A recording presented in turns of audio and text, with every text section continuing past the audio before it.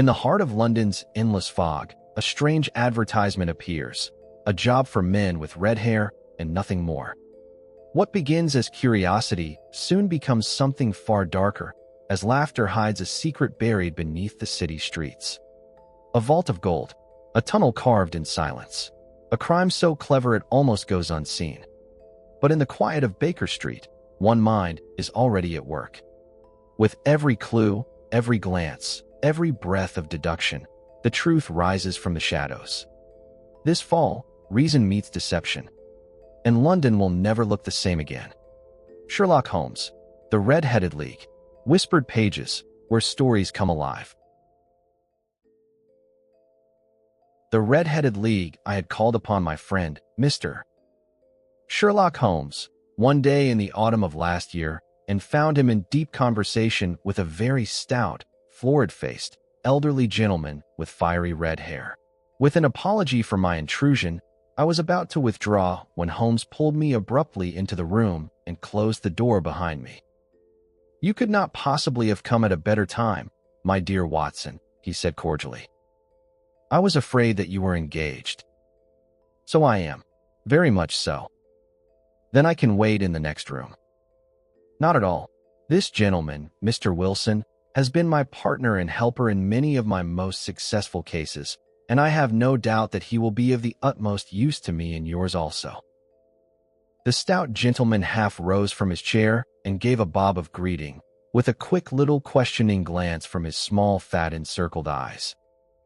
"Try the settee," said Holmes, relapsing into his armchair and putting his fingertips together, as was his custom when in judicial moods. "I know, my dear Watson, that you share my love of all that is bizarre and outside the conventions and humdrum routine of everyday life. You have shown your relish for it by the enthusiasm which has prompted you to chronicle, and, if you will excuse my saying so, somewhat to embellish so many of my own little adventures. Your cases have indeed been of the greatest interest to me," I observed. "You will remember that I remarked the other day, just before we went into the very simple problem presented by Miss Mary Sutherland, that for strange effects and extraordinary combinations we must go to life itself, which is always far more daring than any effort of the imagination. A proposition which I took the liberty of doubting." "You did, Doctor, but nonetheless you must come round to my view, for otherwise I shall keep on piling fact upon fact on you until your reason breaks down under them and acknowledges me to be right. Now, Mr. Jabez Wilson here has been good enough to call upon me this morning, and to begin a narrative which promises to be one of the most singular which I have listened to for some time. You have heard me remark that the strangest and most unique things are very often connected not with the larger, but with the smaller crimes, and occasionally, indeed, where there is room for doubt whether any positive crime has been committed. As far as I have heard, it is impossible for me to say whether the present case is an instance of crime or not, but the course of events is certainly among the most singular that I have ever listened to. Perhaps, Mr. Wilson, you would have the great kindness to recommence your narrative. I ask you not merely because my friend Dr. Watson has not heard the opening part, but also because the peculiar nature of the story makes me anxious to have every possible detail from your lips.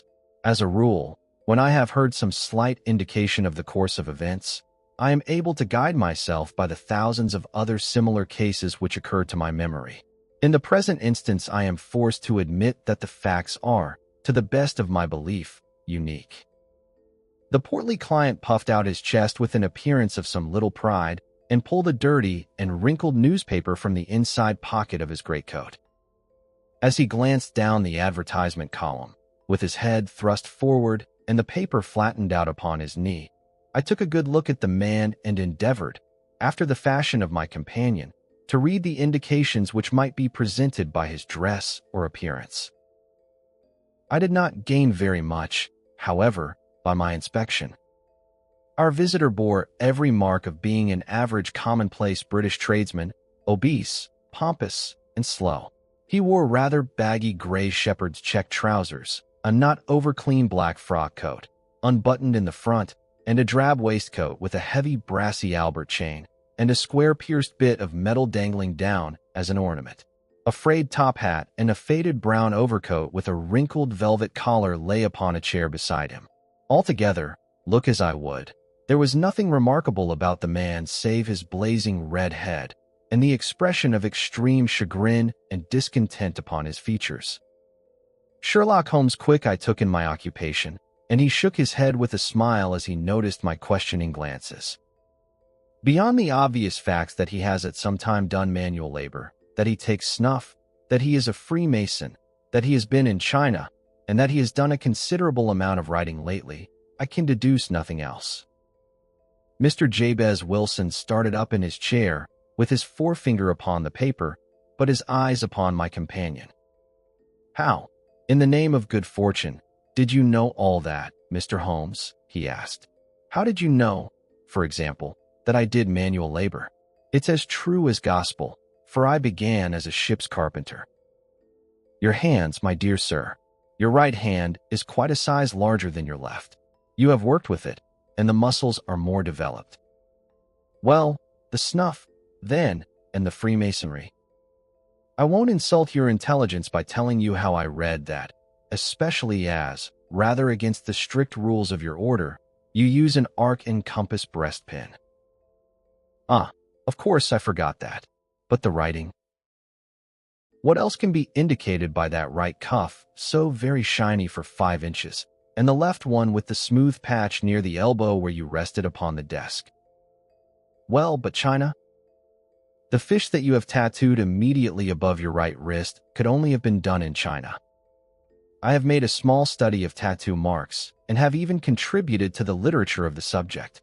That trick of staining the fish's scales of a delicate pink is quite peculiar to China. When, in addition, I see a Chinese coin hanging from your watch chain, the matter becomes even more simple." Mr. Jabez Wilson laughed heavily. "Well, I never," said he. "I thought at first that you had done something clever, but I see that there was nothing in it after all." "I begin to think, Watson," said Holmes, "that I make a mistake in explaining. Omni ignotum pro magnifico, you know, and my poor little reputation, such as it is, will suffer shipwreck if I am so candid. Can you not find the advertisement, Mr. Wilson?" "Yes, I have got it now," he answered with his thick red finger planted halfway down the column. "Here it is. This is what began it all. You just read it for yourself, sir." I took the paper from him and read as follows. "To the Red-Headed League. On account of the bequest of the late Ezekiah Hopkins, of Lebanon, Pennsylvania, USA, there is now another vacancy open which entitles a member of the League to a salary of £4 a week for purely nominal services. All red-headed men who are sound in body and mind and above the age of 21 years are eligible. Apply in person on Monday at 11 o'clock to Duncan Ross at the offices of the League, 7 Pope's Court, Fleet Street." What on earth does this mean? I ejaculated after I had twice read over the extraordinary announcement. Holmes chuckled and wriggled in his chair, as was his habit when in high spirits. "It is a little off the beaten track, isn't it?" said he. "And now, Mr. Wilson, off you go at scratch and tell us all about yourself, your household, and the effect which this advertisement had upon your fortunes. You will first make a note, Doctor, of the paper and the date." "It is the Morning Chronicle of April 27th, 1890, just 2 months ago." "Very good. Now, Mr. Wilson?" "Well, it is just as I have been telling you, Mr. Sherlock Holmes," said Jabez Wilson, mopping his forehead. "I have a small pawnbroker's business at Coburg Square, near the city. It's not a very large affair, and of late years it has not done more than just give me a living. I used to be able to keep 2 assistants, but now I only keep 1, and I would have a job to pay him, but that he is willing to come for half wages so as to learn the business." "What is the name of this obliging youth?" asked Sherlock Holmes. "His name is Vincent Spaulding, and he's not such a youth either. It's hard to say his age. I should not wish a smarter assistant, Mr. Holmes, and I know very well that he could better himself and earn twice what I am able to give him. But, after all, if he is satisfied, why should I put ideas in his head?" "Why, indeed? You seem most fortunate in having an employee who comes under the full market price. It is not a common experience among employers in this age. I don't know that your assistant is not as remarkable as your advertisement." "Oh, he has his faults, too," said Mr. Wilson. "Never was such a fellow for photography. Snapping away with a camera when he ought to be improving his mind, and then diving down into the cellar like a rabbit into its hole to develop his pictures. That is his main fault, but on the whole he's a good worker. There's no vice in him." "He is still with you, I presume?" "Yes, sir. He and a girl of 14, who does a bit of simple cooking and keeps the place clean. That's all I have in the house, for I am a widower and never had any family. We live very quietly, sir, the three of us, and we keep a roof over our heads and pay our debts, if we do nothing more." The first thing that put us out was that advertisement. Spaulding, he came down into the office just this day 8 weeks, with this very paper in his hand, and he says, "I wish to the Lord, Mr. Wilson, that I was a red-headed man." "Why that?" I asks. "Why," says he, "here's another vacancy on the League of the Red-Headed Men. It's worth quite a little fortune to any man who gets it, and I understand that there are more vacancies than there are men, so that the trustees are at their wits' end what to do with the money. If my hair would only change color, here's a nice little crib all ready for me to step into." "Why, what is it then?" I asked. "You see, Mr. Holmes, I am a very stay-at-home man, and as my business came to me instead of my having to go to it, I was often weeks on end without putting my foot over the doormat. In that way I didn't know much of what was going on outside, and I was always glad of a bit of news." "Have you never heard of the League of the Red-Headed Men?" he asked with his eyes open. "Never." "Why, I wonder at that, for you are eligible yourself for one of the vacancies. Break time equals 0. 5s/. And what are they worth?" I asked. "Oh, merely a couple of hundred a year, but the work is slight, and it need not interfere very much with one's other occupations." Well, you can easily think that that made me prick up my ears, for the business has not been over good for some years, and an extra couple of hundred would have been very handy. "Tell me all about it," said I. "Well," said he, showing me the advertisement, "you can see for yourself that the League has a vacancy, and there is the address where you should apply for particulars. As far as I can make out, the League was founded by an American millionaire, Ezekiah Hopkins, who was very peculiar in his ways. He was himself red-headed, and he had a great sympathy for all red-headed men. So, when he died, it was found that he had left his enormous fortune in the hands of trustees, with instructions to apply the interest to the providing of easy berths to men whose hair is of that color. From all I hear, it is splendid pay and very little to do." "But," said I, "there would be millions of red-headed men who would apply." "Not so many as you might think," he answered. "You see, it is really confined to Londoners and to grown men. This American had started from London when he was young, and he wanted to do the old town a good turn. Then, again, I have heard it is no use your applying if your hair is light red or dark red, or anything but real bright, blazing, fiery red. Now, if you cared to apply, Mr. Wilson, you would just walk in, but perhaps it would hardly be worth your while to put yourself out of the way for the sake of a few £100. Now, it is a fact, gentlemen, as you may see for yourselves, that my hair is of a very full and rich tint, so that it seemed to me that if there was to be any competition in the matter, I stood as good a chance as any man that I had ever met. Vincent Spaulding seemed to know so much about it that I thought he might prove useful, so I just ordered him to put up the shutters for the day and to come right away with me. He was very willing to have a holiday, so we shut the business up and started off for the address that was given us in the advertisement. I never hope to see such a sight as that again, Mr. Holmes. From north, south, east, and west, every man who had a shade of red in his hair had tramped into the city to answer the advertisement. Fleet Street was choked with red-headed folk, and Pope's Court looked like a coster's orange barrow. I should not have thought there were so many in the whole country as were brought together by that single advertisement. Every shade of color they were: straw, lemon, orange, brick, Irish setter, liver, clay. But, as Spaulding said, there were not many who had the real vivid flame-colored tint.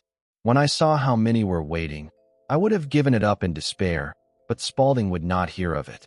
How he did it I could not imagine, but he pushed and pulled and butted until he got me through the crowd, and right up to the steps which led to the office.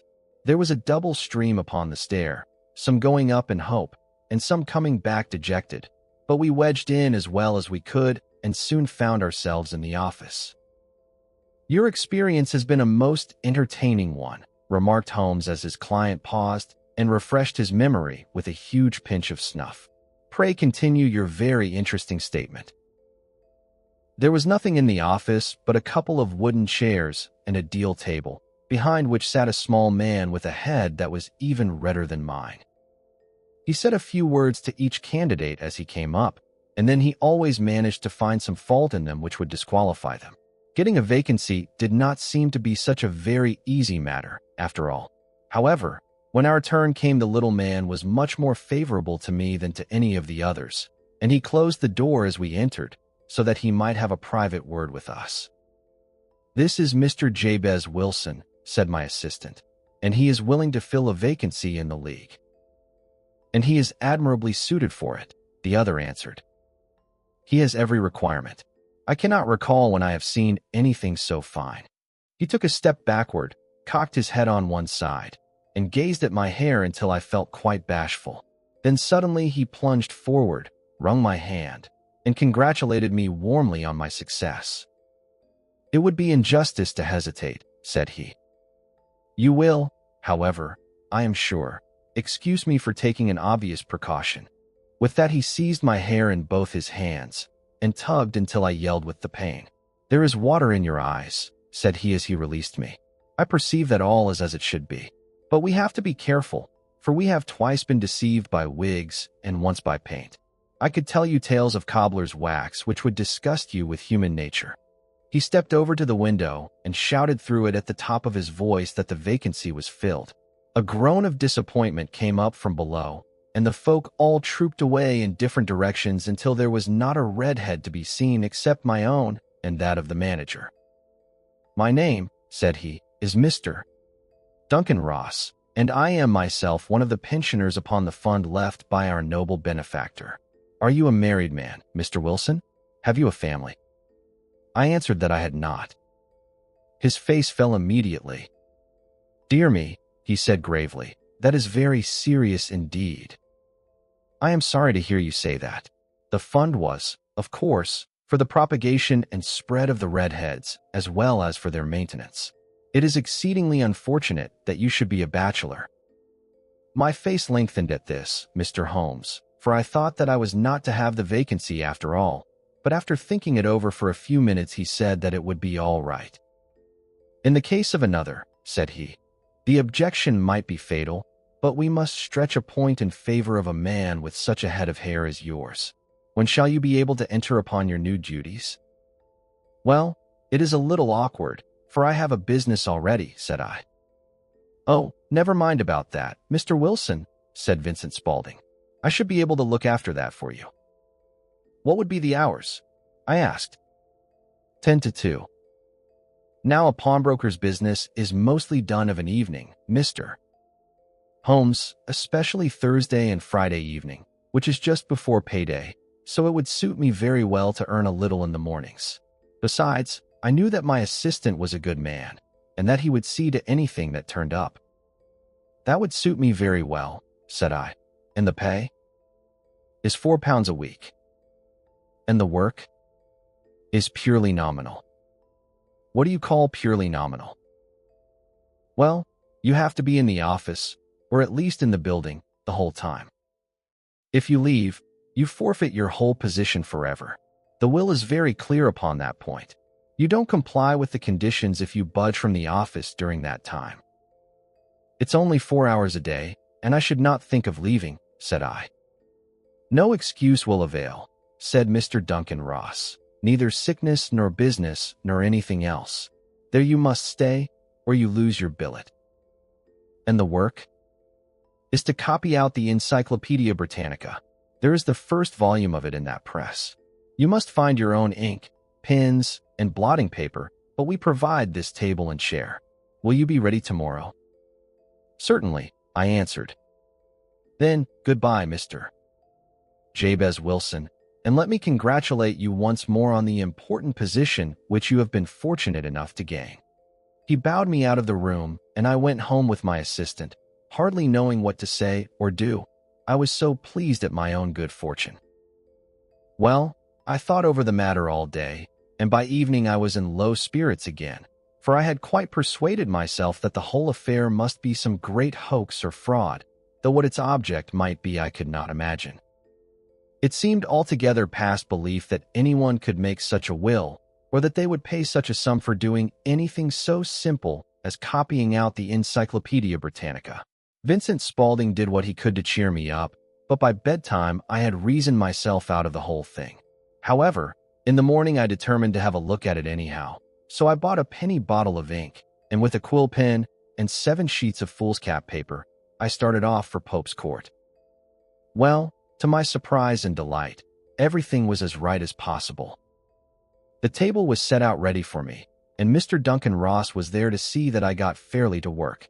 He started me off upon the letter A, and then he left me, but he would drop in from time to time to see that all was right with me.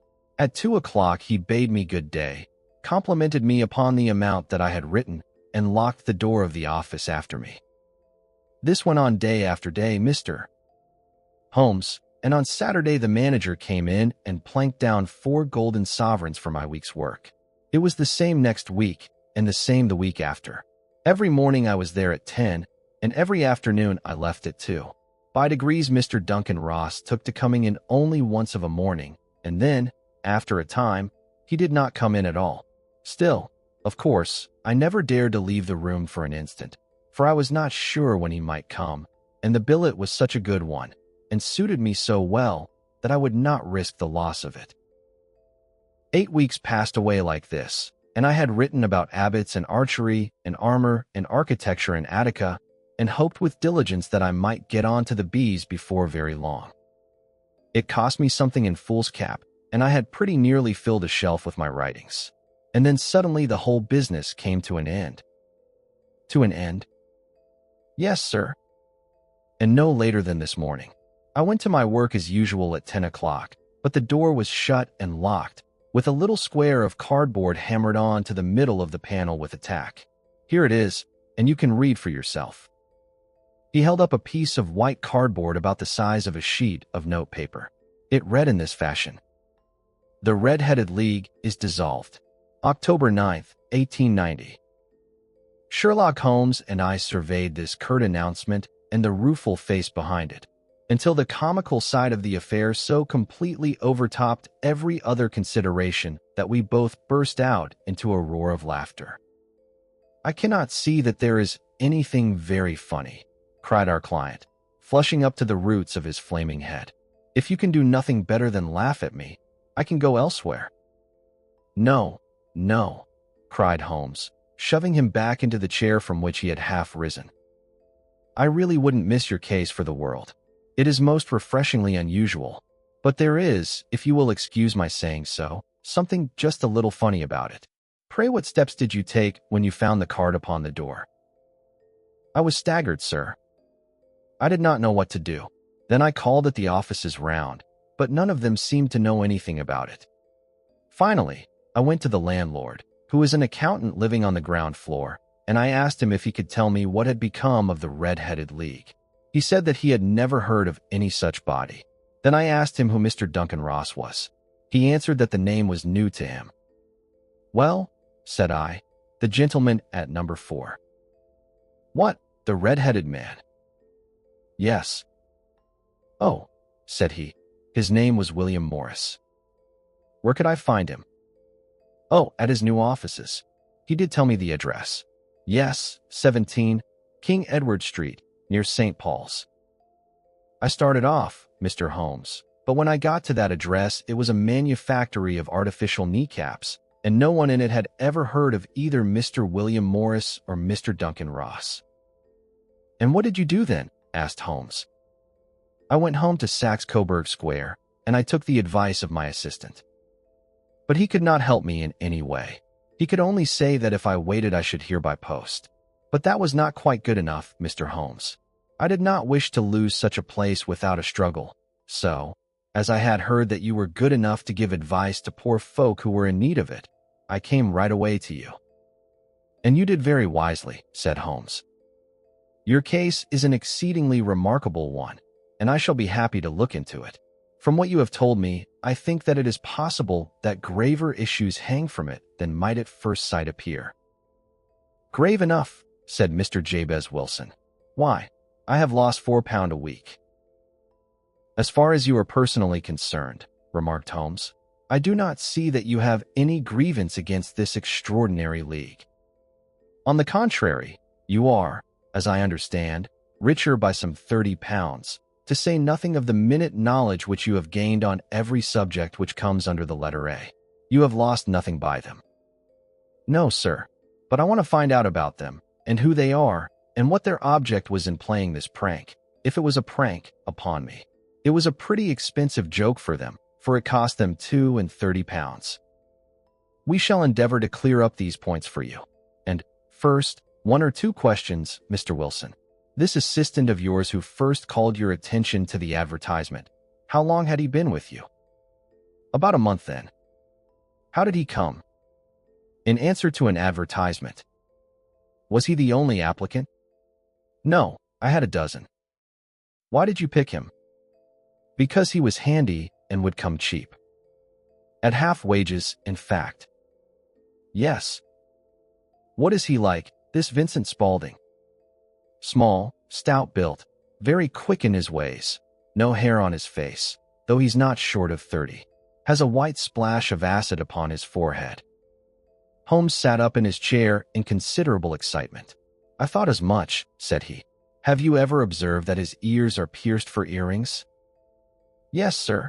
He told me that a gypsy had done it for him when he was a lad. Said Holmes, sinking back in deep thought. He is still with you? Oh, yes, sir. I have only just left him. And has your business been attended to in your absence? Nothing to complain of, sir. There's never very much to do of a morning. That will do, Mr. Wilson. I shall be happy to give you an opinion upon the subject in the course of a day or two.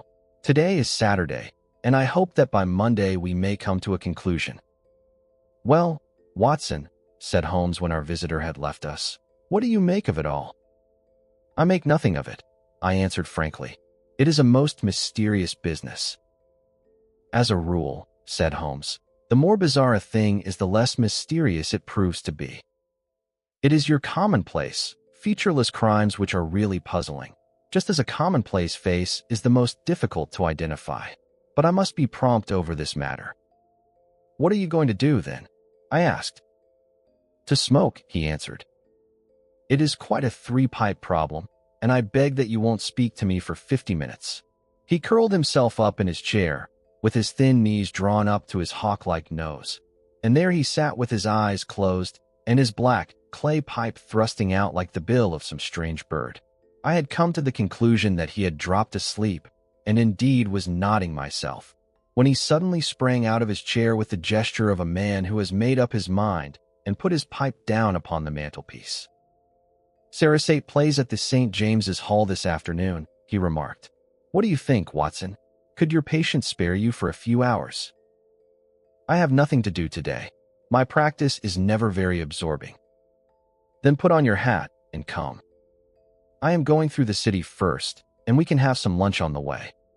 I observe that there is a good deal of German music on the program, which is rather more to my taste than Italian or French. It is introspective, and I want to introspect. Come along. We traveled by the underground as far as Aldersgate, and a short walk took us to Saxe-Coburg Square, the scene of the singular story which we had listened to in the morning. It was a poky, little, shabby genteel place, where 4 lines of dingy 2-storied brick houses looked out into a small railed-in enclosure, where a lawn of weedy grass and a few clumps of faded laurel bushes made a hard fight against a smoke-laden and uncongenial atmosphere.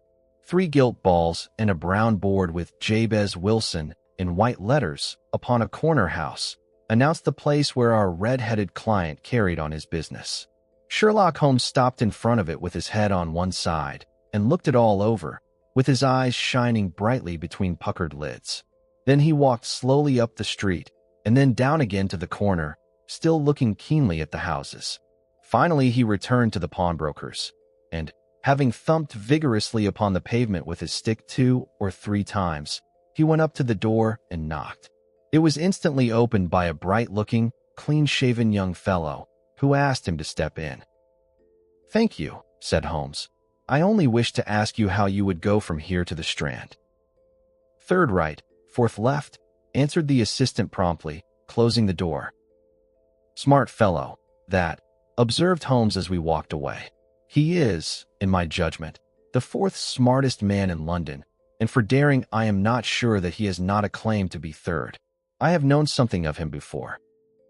"Evidently," said I, "Mr. Wilson's assistant counts for a good deal in this mystery of the Red-Headed League. I am sure that you inquired your way merely in order that you might see him." "Not him." "What then?" "The knees of his trousers." "And what did you see?" "What I expected to see." "Why did you beat the pavement?" "My dear doctor, this is a time for observation, not for talk. We are spies in an enemy's country. We know something of Saxe-Coburg Square. Let us now explore the parts which lie behind it." The road in which we found ourselves as we turned round the corner from the retired Saxe-Coburg Square presented as great a contrast to it as the front of a picture does to the back. It was one of the main arteries which conveyed the traffic of the city to the north and west. The roadway was blocked with the immense stream of commerce flowing in a double tide inward and outward, while the footpaths were black with the hurrying swarm of pedestrians. It was difficult to realize as we looked at the line of fine shops and stately business premises that they really abutted on the other side upon the faded and stagnant square which we had just quitted. "Let me see," said Holmes, standing at the corner and glancing along the line. "I should like just to remember the order of the houses here. It is a hobby of mine to have an exact knowledge of London. There is Mortimer's, the tobacconist, the little newspaper shop, the Coburg branch of the City and Suburban Bank, the vegetarian restaurant, and McFarlane's carriage-building depot. That carries us right on to the other block. And now, doctor, we've done our work, so it's time we had some play. A sandwich and a cup of coffee, and then off to Violin Land, where all is sweetness and delicacy and harmony, and there are no red-headed clients to vex us with their conundrums." My friend was an enthusiastic musician, being himself not only a very capable performer, but a composer of no ordinary merit.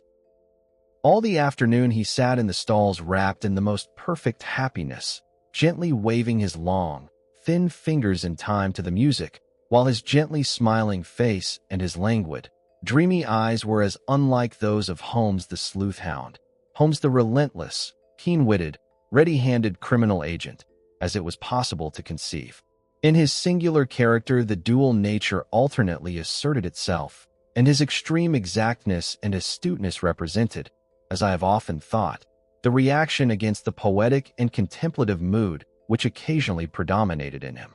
The swing of his nature took him from extreme languor to devouring energy, and, as I knew well, he was never so truly formidable as when, for days on end, he had been lounging in his armchair amid his improvisations and his black-letter editions.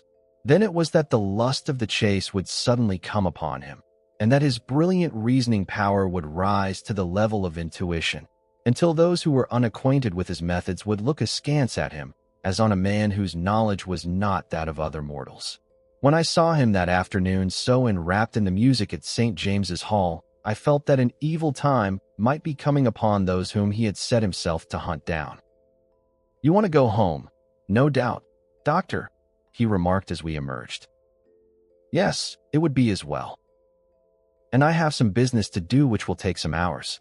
This business at Coburg Square is serious." "Why serious?" "A considerable crime is in contemplation. I have every reason to believe that we shall be in time to stop it. But today being Saturday rather complicates matters. I shall want your help tonight." "At what time?" 10 will be early enough." I shall be at Baker Street at 10. Very well. And, I say, Doctor, there may be some little danger, so kindly put your army revolver in your pocket. He waved his hand, turned on his heel, and disappeared in an instant among the crowd. I trust that I am not more dense than my neighbors, but I was always oppressed with a sense of my own stupidity in my dealings with Sherlock Holmes. Here I had heard what he had heard. I had seen what he had seen, and yet from his words it was evident that he saw clearly not only what had happened, but what was about to happen, while to me the whole business was still confused and grotesque.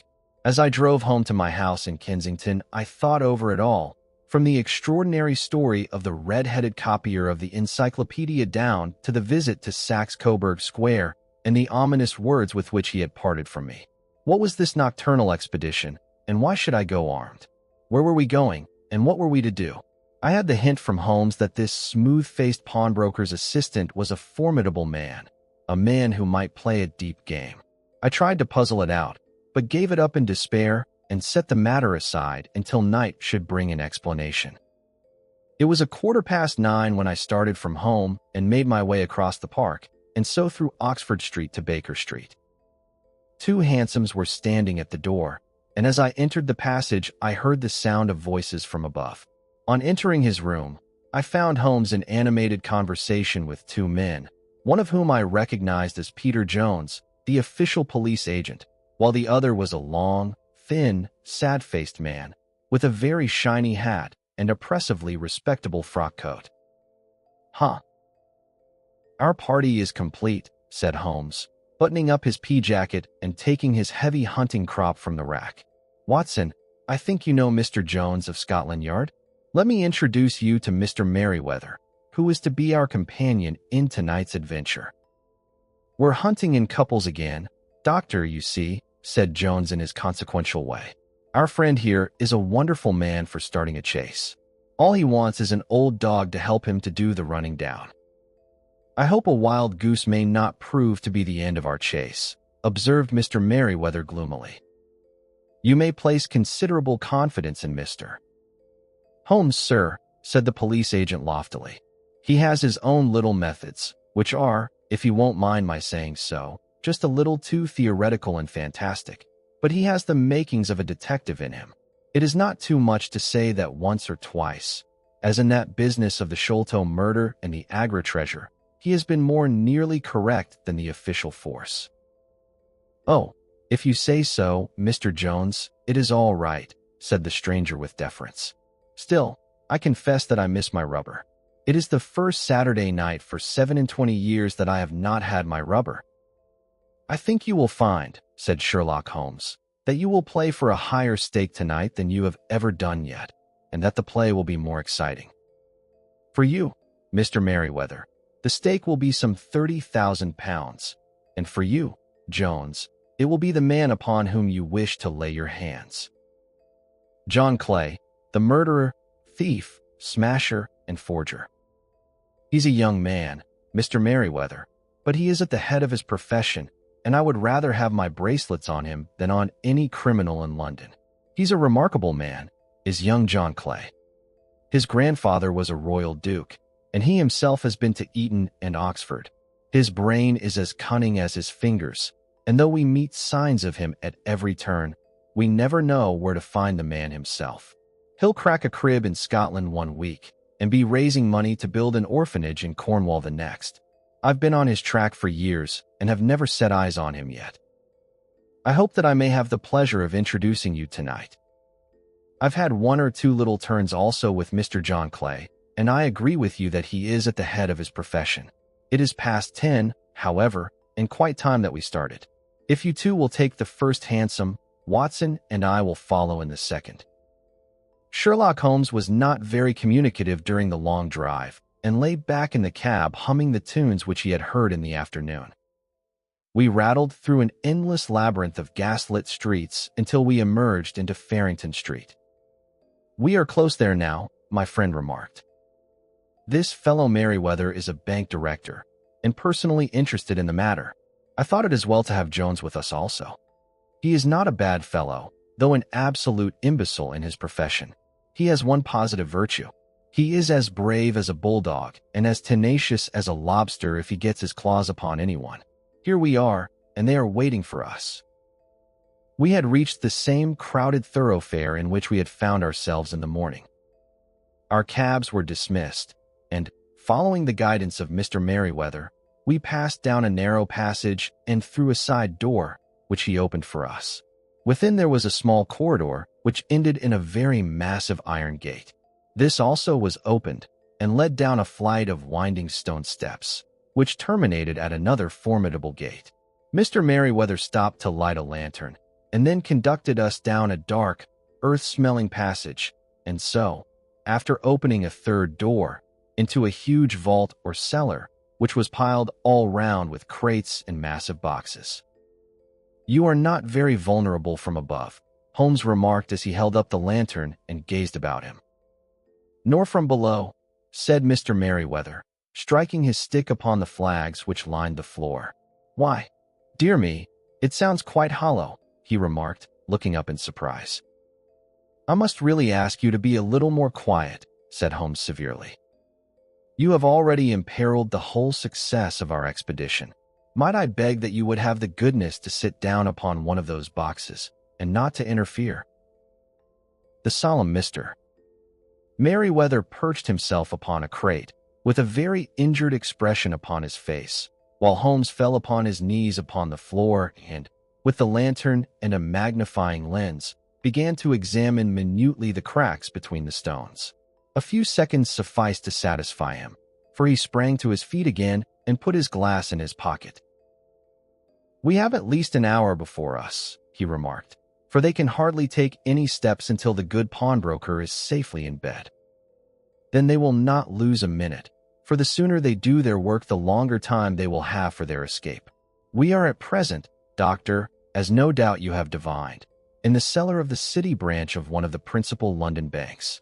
Mr. Merryweather is the chairman of directors, and he will explain to you that there are reasons why the more daring criminals of London should take a considerable interest in this cellar at present." "It is our French gold," whispered the director. "We have had several warnings that an attempt might be made upon it." "Your French gold?" "Yes. We had occasion some months ago to strengthen our resources and borrowed for that purpose 30,000 Napoleons from the Bank of France.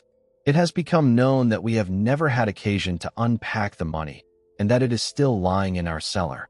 The crate upon which I sit contains 2,000 Napoleons packed between layers of lead foil. Our reserve of bullion is much larger at present than is usually kept in a single branch office, and the directors have had misgivings upon the subject."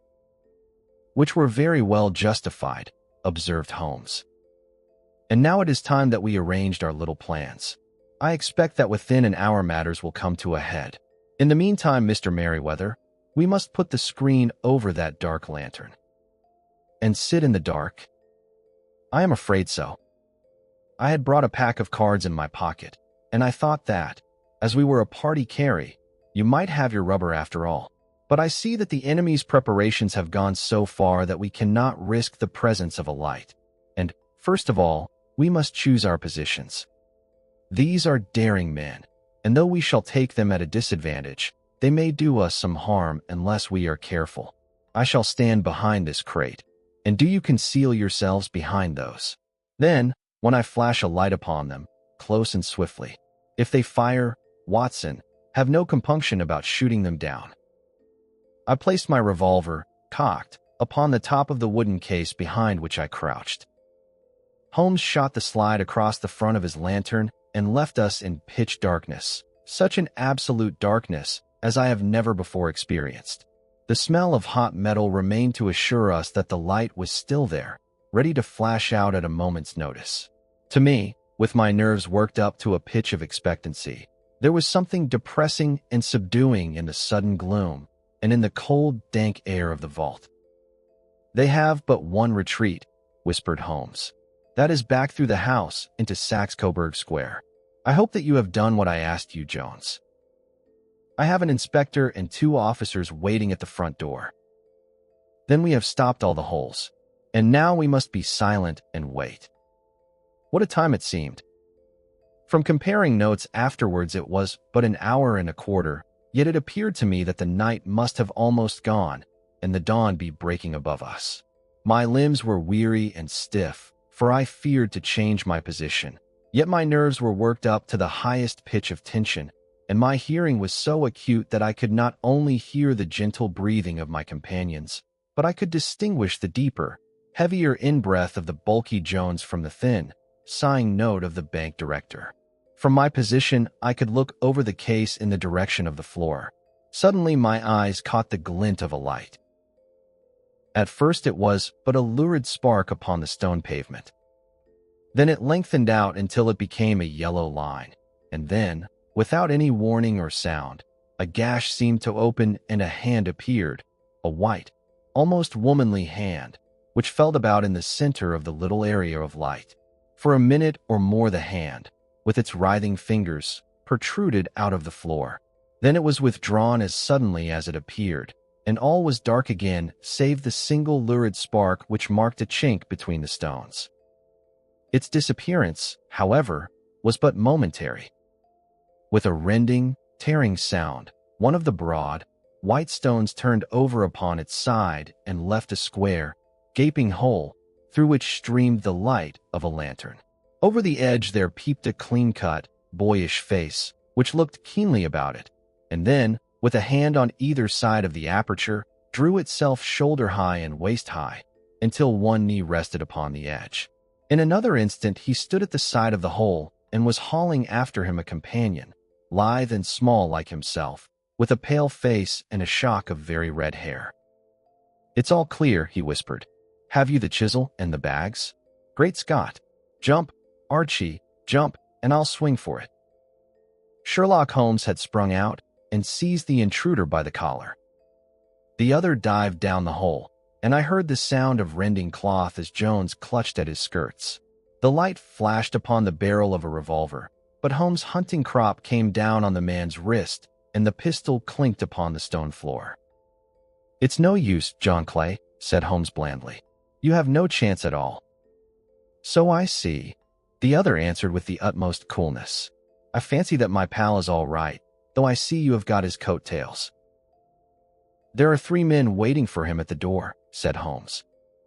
"Oh, indeed. You seem to have done the thing very completely. I must compliment you." "And I you," Holmes answered. "Your red-headed idea was very new and effective."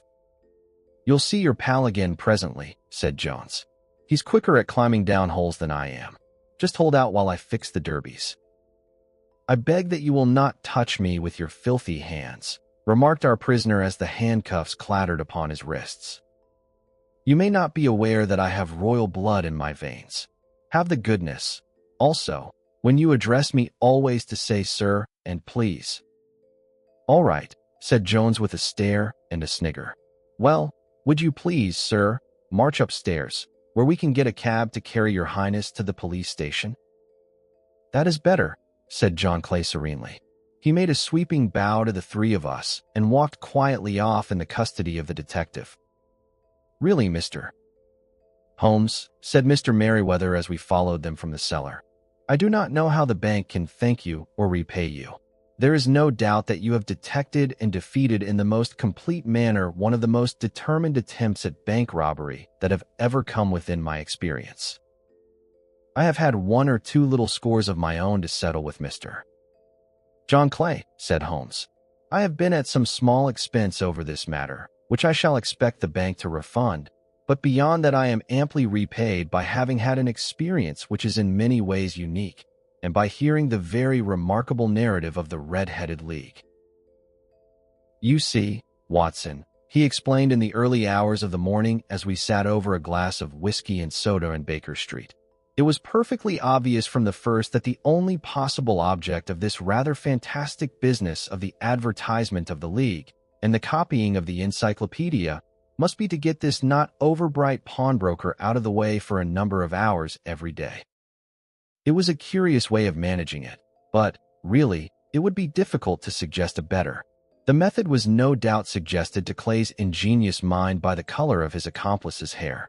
The £4 a week was a lure which must draw him, and what was it to them, who were playing for thousands? They put in the advertisement. One rogue has the temporary office. The other rogue incites the man to apply for it. And together they manage to secure his absence every morning in the week. From the time that I heard of the assistant having come for half wages, it was obvious to me that he had some strong motive for securing the situation. But how could you guess what the motive was? Had there been women in the house, I should have suspected a mere vulgar intrigue. That, however, was out of the question. The man's business was a small one, and there was nothing in his house which could account for such elaborate preparations and such an expenditure as they were at. It must, then, be something out of the house. What could it be? I thought of the assistant's fondness for photography and his trick of vanishing into the cellar. The cellar. There was the end of this tangled clue. Then I made inquiries as to this mysterious assistant and found that I had to deal with one of the coolest and most daring criminals in London.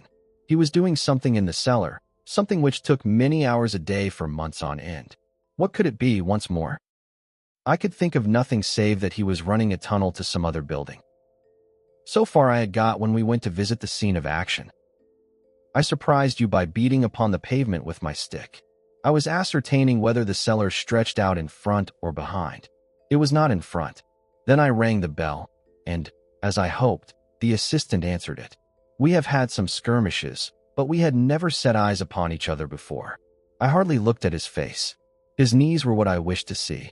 You must yourself have remarked how worn, wrinkled, and stained they were. They spoke of those hours of burrowing. The only remaining point was what they were burrowing for.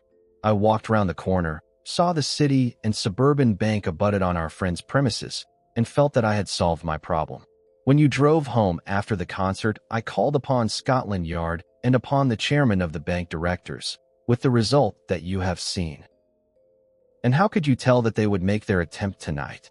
I asked. Well, when they closed their league offices, that was a sign that they cared no longer about Mr. Jabez Wilson's presence. In other words, that they had completed their tunnel. But it was essential that they should use it soon, as it might be discovered, or the bullion might be removed. Saturday would suit them better than any other day, as it would give them 2 days for their escape. For all these reasons I expected them to come tonight. You reasoned it out beautifully, I exclaimed in unfeigned admiration. It is so long a chain, and yet every link rings true. It saved me from ennui, he answered, yawning. Alas, I already feel it closing in upon me. My life is spent in one long effort to escape from the commonplaces of existence. These little problems help me to do so. Break time equals 0. 5s/. And you are a benefactor of the race, said I. He shrugged his shoulders. Well, perhaps, after all, it is of some little use, he remarked. L'homme c'est rien, l'ouvre c'est tout, as Gustave Flaubert wrote to George Sand. And so the mystery unravels. Another case closed beneath the London fog. If the whispers of deduction stirred your mind tonight, be sure to subscribe for more adventures of Sherlock Holmes. From Baker Street to the shadows beyond, more tales await those who listen. Thank you for joining us. This has been Whispered Pages, where stories come alive.